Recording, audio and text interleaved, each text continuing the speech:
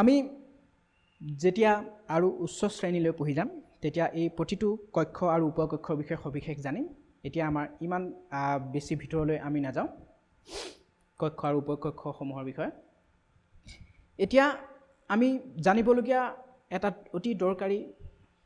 বিষয় হৈছে কাৰ্বনৰ যোজ্যতা কাৰ্বনৰ যোজ্যতা কিমান যোজ্যতা মানে জানা আমি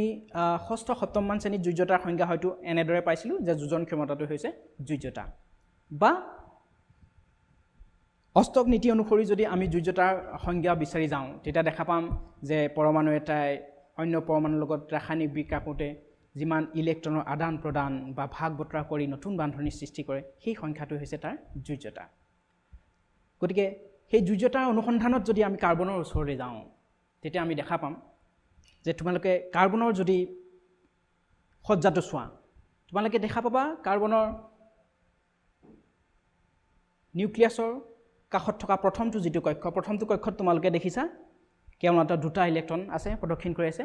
আৰু বাহ্য কক্ষত তোমালোকে দেখিছা চাৰিটা ইলেক্ট্ৰন আছে গতিকে সেই চাৰিটা ইলেক্ট্ৰন হি যেতিয়া চাৰিটা ইলেক্ট্ৰন বহিঃকক্ষত চাৰিটা ইলেক্ট্ৰনৰ সৈতে কাৰ্বনটোৱে যেতিয়া অন্য মৌলৰ লগত বিক্ৰিয়া কৰিবলৈ আগবাঢ়িব তেতিয়া সি কি হ'ব লাগিব বিক্ৰিয়া কৰাৰ পিছত সি এটা সুস্থিৰ সজ্জা লাভ কৰিব আৰু কাৰ্বনে দুটা সুস্থিৰ সজ্জা লাভ কৰাৰ তাৰ ওচৰত সম্ভাৱনীয়তা আছে সেইকেইটা হৈছে হয়তো সি এই বহিঃকক্ষত থকা চাৰিটা কাৰ্বন চাৰিটা ইলেক্ট্ৰন ক্ষমা কৰিব চাৰিটা ইলেক্ট্ৰন এৰি দিব লাগিব যে তেতিয়া সি হিলিয়ামৰ সুস্থিৰ সজ্জা লাভ কৰিব আমি জানো হিলিয়াম কেই নম্বৰ মৌল 2 নম্বৰ মৌল গতিকে সি বাহিৰৰ কাৰ্বনটোৱে বাহিৰৰ চাৰিটা ইলেক্ট্ৰন যদি এৰি দিয়ে তেতিয়া ই হিলিয়ামৰ সুস্থিৰ সজ্জা লাভ কৰিব নতুবা যদি অন্য চাৰিটা ইলেক্ট্ৰন তাক যদি আমি যোগান ধৰোঁ তেতিয়া তাৰ বহিঃকক্ষটো 8টা ইলেক্ট্ৰনেৰে পূৰ্ণ হৈ পৰিব আৰু তেতিয়া সি কাৰ সজ্জা লাভ কৰিব নিয়নৰ সজ্জা হৈছে এটা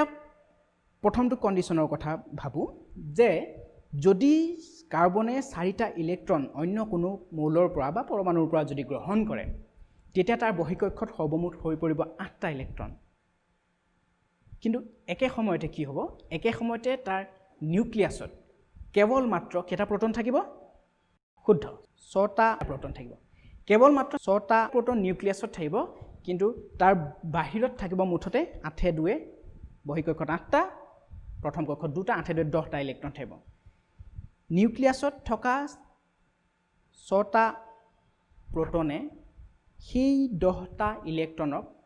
ধৰি ৰাখিব নোৱাৰিব সিমান শক্তিশালী নহ'ব সেইটো কাৰণে সেই পৰমাণুটো সুস্থিৰ নহ'ব সেয়েহে কি কৰে কাৰ্বনে আনৰ পৰা 4টা ইলেক্ট্ৰন লৈ C4- সেই আয়নটো গঠন নকৰে 4টা ইলেক্ট্ৰন ল'লে কি হ'ব এটা কাৰ্বন সি যদি আৰু 4টা ইলেক্ট্ৰন লৈ লয় তেতিয়া সি হৈ যাব C4- গতিকে সেই C4- সেই আয়নটো সি গঠন নকৰে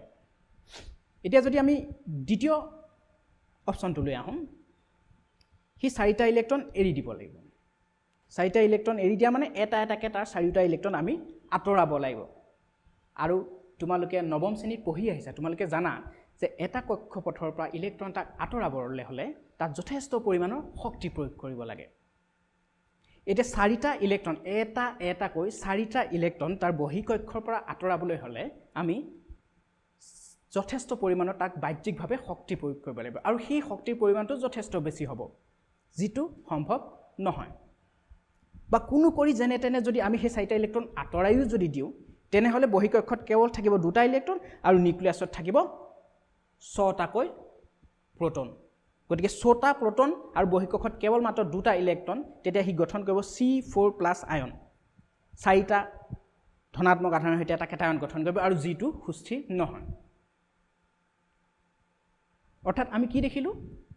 কাৰ্বনৰ ওচৰত 2টা অপশ্যন আছিলে এটা 4টা ইলেক্ট্ৰন গ্ৰহণ কৰি C4- হোৱা আৰু এটা 4টা ইলেক্ট্ৰন এৰি C4+ হোৱা কিন্তু কাৰ্বনে এটাও সুবিধা গ্ৰহণ কৰিব নোৱাৰে গতিকে বিকল্প কি হ'ব পাৰে বিকল্প হিচাপে কাৰ্বনে কি কৰিব পাৰে যে তাৰ বহিঃকক্ষত যি 4টা ইলেক্ট্ৰন আছে